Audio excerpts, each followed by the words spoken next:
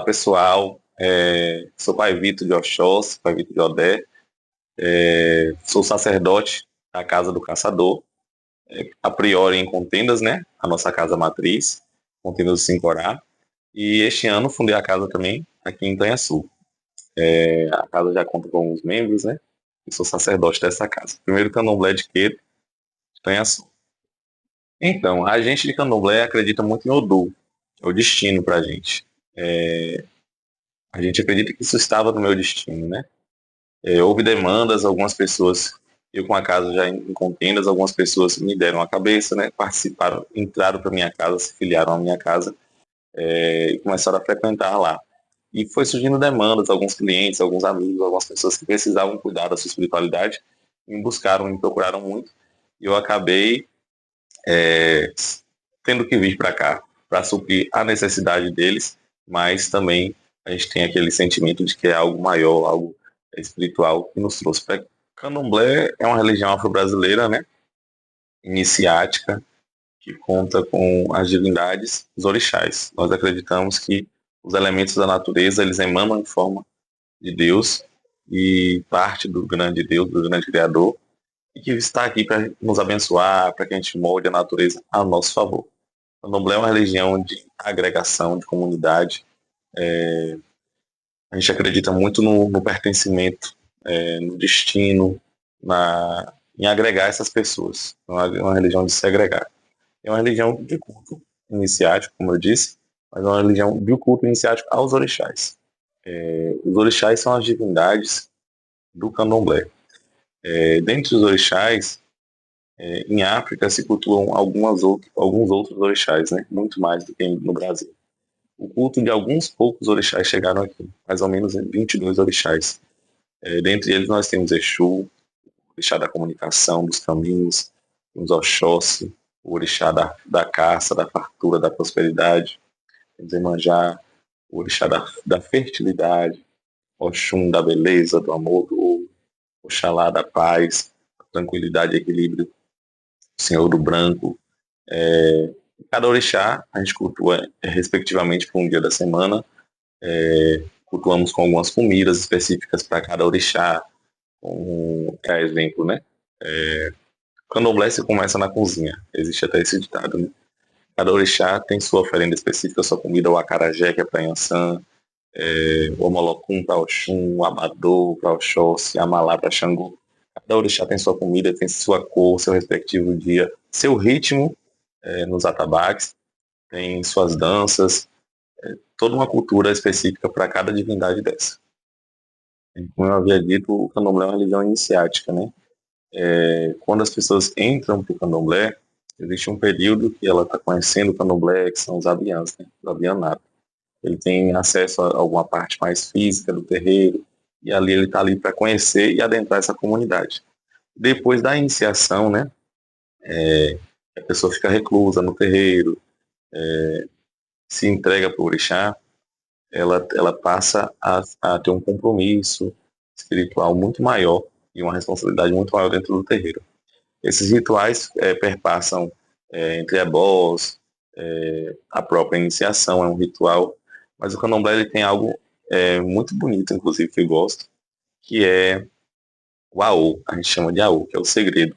Nossa religião ela é iniciática e ela parte do princípio de que só os iniciados no mistério podem saber como se iniciam outras pessoas, como se passam pelos ritos, por tudo aquilo.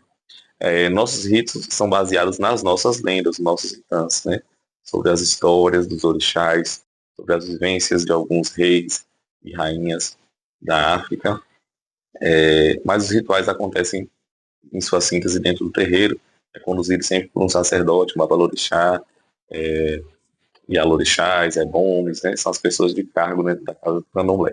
Mas os rituais em si, eles são segredo. A gente tem o AU, né? São religiões de matriz africana. Tanto a Umbanda quanto o Candomblé sofrem influências de matriz africana, mas a Umbanda é uma religião genuinamente brasileira, tem até a cara do Brasil, né? A Umbanda misturou o sincretismo religioso, o espiritismo kardecista, misturou os índios, os caboclos, né? Tem toda essa influência os cangaceiros, marinheiros, guias. Verdadeiramente a cara do Brasil. Já o candomblé, ele tenta preservar ao máximo o culto aos orixás. O candomblé é voltado para o culto aos orixás, de foco as diferenças que temos entre os idiomas. O candomblé usa o idioma iorubá, o candomblé é da minha nação, Queto. A gente fala o idioma iorubá, canta as comidas, a liturgia, preservada ao máximo de como era em África. E a Umbanda já tem essa coisa mais Brasil, tem a devoção com os santos católicos, que a gente sofreu influência durante um certo período, mas a Umbanda mantém isso presente até hoje. E o candomblé, ele é muito mais voltado ao culto aos orixás, às divindades africanas. Em outras nações, né, os inquices, os oduns, mas no candomblé de Queto, os orixás, em toda a sua liturgia. O sincretismo religioso foi uma ideia muito inteligente, né, criada pelo povo que foi escravizado. Existem ainda dois sincretismos no Brasil, né, o da Bahia e o do Rio, né.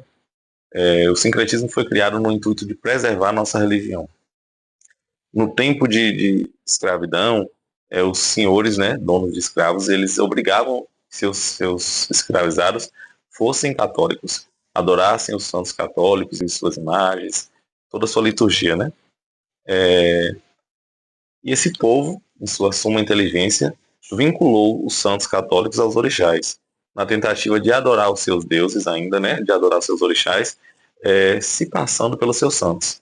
Isso percorreu por um grande tempo, e isso fez com que, até hoje, algumas pessoas tenham essa assimilação, né? Como Santa Bárbara, que é santa das chuvas, das tempestades, assimilada a Yansan, que é a deusa do vento, do trovão, da chuva, do raio. Ogum, que é a Santo Antônio, no caso da Bahia, e a São Jorge, né? Que é um cavaleiro, um guerreiro, também usa espada.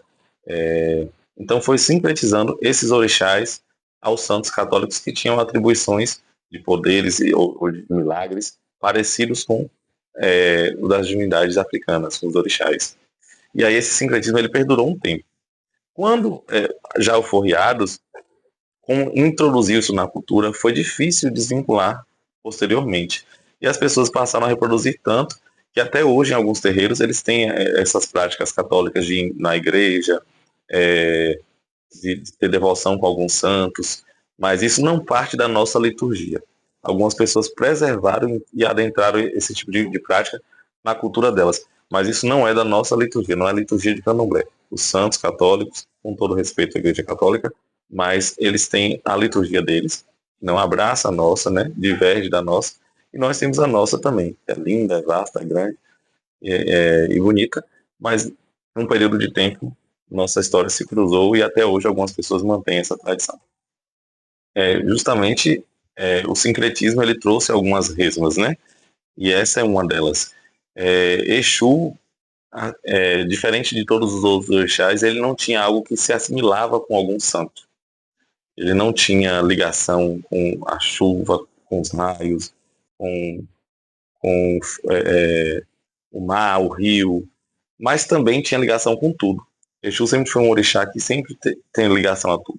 Exu, para nossa cultura, é o nosso mensageiro. Exu, ele participa de todos os domínios.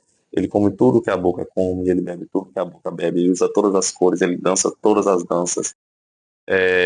Então, Exu tinha muita ligação com o homem. Ele é um mensageiro dos orixás. Ele é quem liga os homens aos orixás, a toda a espiritualidade. Então, como ele é muito próximo dos homens, Exu foi sincretizado ao diabo católico, pelo fato de ser um deus ligado ao sexo, à bebida, a tudo que o homem gosta. E naquela época do sincretismo, né, as coisas que eram mundanas eram muito demonizadas. E Exu foi demonizado. Também há uma outra vertente que diz que os escravizados da época usaram muito Exu para amedrontar os seus senhores, porque eles foi sincretizado ao diabo e as pessoas tinham medo do diabo. Usou para que amedrontasse seus senhores, tivessem esse respaldo, essa defesa. E isso perdurou. E isso gerou muita coisa ruim. Mas o maior ponto que a gente chega aqui é que a religião é perseguida porque é uma religião africana, é de matriz africana. Thor era um deus viking, mas ele é assimilado a um herói hoje. Hoje as pessoas compram blusa do Thor, fantasia do Thor, que é um deus loiro de olhos azuis. Mas o deus do preto não vira herói. E Exu é ligado ao diabo por conta de uma questão racista, por uma questão de demonizar tudo que é africano, tudo que é de origem oriunda da África, tudo que é origem desse povo escravizado foi muito perseguido. Então, esse sincretismo foi muito negativo nessa questão.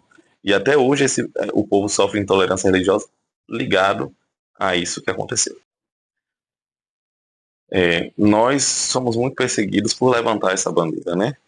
De um povo preto, de um povo resistente, manter a cultura de um povo que foi escravizado é muito difícil. E nós não vemos isso com outra religião.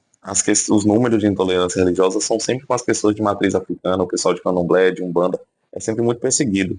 Em escolas, vestir um branco na sexta-feira já é uma afronta. E a gente está no século XXI, né? Mas essa perseguição ainda continua muito grande, muito assídua. Isso se dá por conta de um racismo religioso, né? Tudo que é da cultura do preto, quanto mais a gente abraça essa cultura, mais a sociedade se sente afrontada com isso e tenta nos perseguir, demonizar tudo que é nosso. Então a intolerância religiosa ela está aí, os terreiros passam por ela, eu acredito que a maioria dos terreiros já passaram, né? De alguma forma velada, de alguma forma explícita às vezes, mas a gente sente os olhares, a gente sente a diferença de como as coisas são e como é difícil para a gente, né? No dia a dia da gente, a gente enfrenta isso. A exemplo disso, os terreiros estão sempre em bairros periféricos e as igrejas sempre em bairros centrais. A gente sempre foi marginalizado e é até hoje. Quando um terreiro faz alguma coisa ou tenta abraçar a comunidade de alguma forma, a gente sente a resistência, né? A gente sente a sociedade como um todo, né? Não generalizando, mas também de órgãos de poder, de pessoas, enfim. A gente sente a resistência, a gente sente as críticas, a gente sente os comentários, e sempre associando a gente ao demônio, ao diabo, católico, né, cristão, e tentando nos demonizar. Isso é algo muito ruim, muito negativo, porque a gente não acredita em pecado, a gente não acredita no diabo, a gente não acredita em demônio. Isso não faz parte da nossa tradição. Nós temos uma outra cultura, uma outra vivência, e a gente não é respeitado. Olha, a gente sempre enfrenta, né? De forma velada, a gente sempre percebeu. Quando vim para essa cidade, inclusive, todas as casas que eu procurei para alugar me receberam bem, conversaram comigo, fechavam tudo para alugar, mas quando eu falava que era para um terreiro, não, a gente não aluga para um terreiro. Não, se for para fazer algo religioso dessa religião, a gente não aluga. Então, a gente já está acostumado com esse tipo de coisa, né? Mas a gente tem que bater sempre na tecla de não naturalizar esse tipo de comportamento. Mas a gente acaba se doendo por isso, sentindo, isso fere muito a gente. Eu, meus filhos, eu tento me mostrar forte, né? Para com eles, falar, não, a gente tem que brigar, a gente tem que lutar. Mas isso machuca a gente profundamente, porque nós não somos menor que ninguém. E é algo que, assim, às vezes é tão explícito que a gente está acostumado com a intolerância velada, né? Mas quando ela é direta, assim, é algo que a gente fica chocado e pensa que a gente vê nas reportagens que é algo que é distante, que não vai acontecer com a gente, mas acontece. Eu acredito que minha casa, o que sofreu foi só isso, né? Resistência também, quando em outra cidade eu tive algumas pessoas falando que aquilo é assassinado, vai tirar, mas burburinhos. Mas para mim mesmo, o que eu senti foi isso. Todas as casas que eu tinha certeza que ia alugar, quando falava que era para um terreiro, não. A gente não aluga para terreiro. Não, para terreiro a gente não aluga. Então a gente sabe que é por conta da religião ser uma religião de preto, uma religião, né, de matriz africana, que também abraça a comunidade LGBT. Então, existe um aglomerado de preconceitos, um aglomerado de intolerâncias ali, né, enraizadas mesmo, racismo religioso, que vem à tona e a gente sabe quando isso acontece. O candomblé, vindo de África, né, tudo termina em festa. Nós temos vários dias de ritualística, mas a festa ela é importante, a parte folclórica, né, a parte que a gente abre as portas para a comunidade, para ela nos conhecer, para que ela coma com a gente, para que ela dance com a gente, que ela tenha essa interação.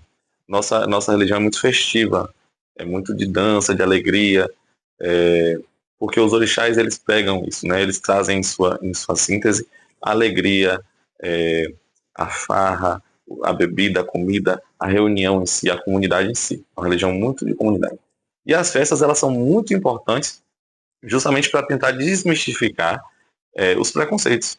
Quando você vem adentro de um terreiro e vê uma festa, você começa a ver a beleza que tem ali, a desmistificar as coisas que a gente foi ensinado a acreditar, sobre preconceito, sobre diabo, sobre coisas ruins. Quando a gente chega lá e vê que tudo é muito paz, tudo muito bonito, muito limpo, cheiroso, arrumado e organizado, com muita comida, com muito ajô, muita união entre as pessoas, isso desmistifica. E a festa é a ponte para isso, né? Para que novas pessoas adentrem a religião, para que as pessoas tenham esse primeiro contato com a religião e comecem a desmistificar muita coisa. Existem muitas festas tradicionais, né, de candomblé, dentre elas tem caruru, né, nossa região mesmo é uma região que as pessoas têm muito caruru. O caruru é de Orixá e Beije, mas que foi sincretizado aos gêmeos santos, né, da Igreja Católica, Cosme e Damião. E assim, tem crianças, muita comida, muita bebida, e as pessoas vêm, participam, comem, todo mundo tem então é uma festa que agrega muito à comunidade. Mas dentre elas tem outras festas na Bahia mesmo, é muito forte. 2 de fevereiro, que é a festa de Iemanjá, os presentes no mar, né? Todo aquele cortejo, Salvador, Ilhéus, as cidades de praia. Eu faço numa cidade vizinha aqui, né? Em Contenda do Simprá, no Rio. Mas existem várias festas, o Lubagé. E essas festas, elas são o ápice das oferendas, né? Quando a gente terminou toda a ritualística, a gente comemora. A gente, tudo que a gente termina, a gente comemora. A gente acaba sempre em festa.